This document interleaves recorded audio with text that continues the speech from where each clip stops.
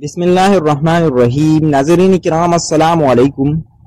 ناظرین، آج کا ہمارا ویڈیو کا موضوع ہے حضرت نوح علیہ السلام کے قوم کی نافرمانیاں۔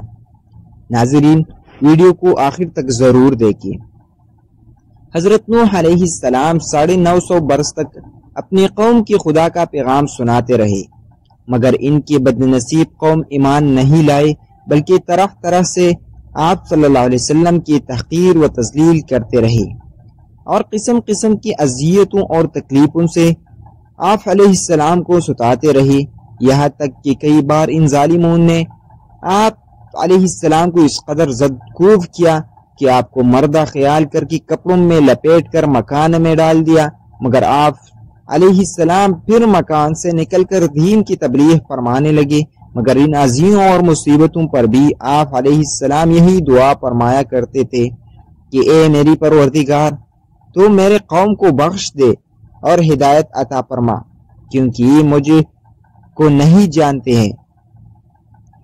حضرت نوح علیہ السلام کی تبلیغ کے جواب میں قوم نے سرکشی کا مظاہرہ کیا اور آپ علیہ السلام کو جھوٹا قرار دیا، توحید کو ماننے اور شرک کو چھوڑنے سے انکار کر دیا، اور اس کے علاوہ دھمکی دی کہ اگر تم اپنے وعظ و نصیحت اور دین کی دعوت سے باز نہ آئے تو ہم پتھر مار کر قتل کر دیں گے۔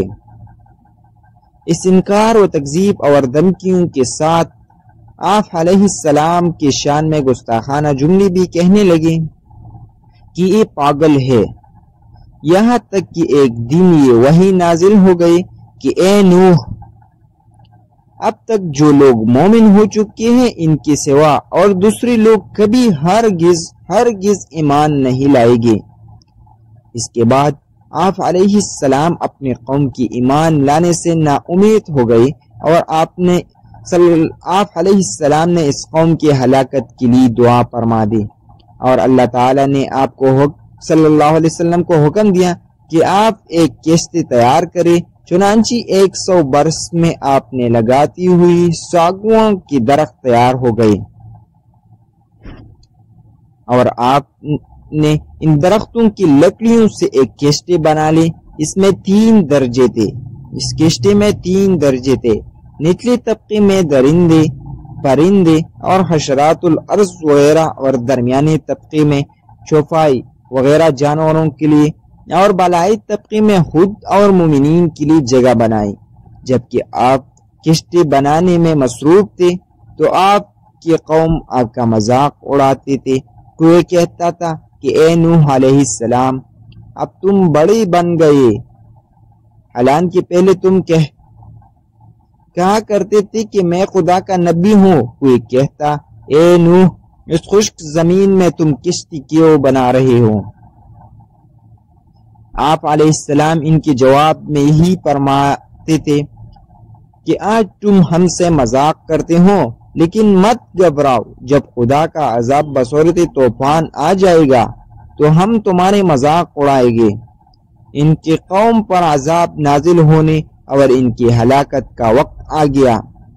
اللہ تعالی نے حضرت نوح علیہ السلام سے اس عذاب کی نازل ہونے کی علامت یہ بیان فرمائے تھے کہ جب تم تندور میں سے پانی جوش مارتا دیکھو تو سمجھ لینا کہ عذاب کی نزول کا وقت آ پہنچا۔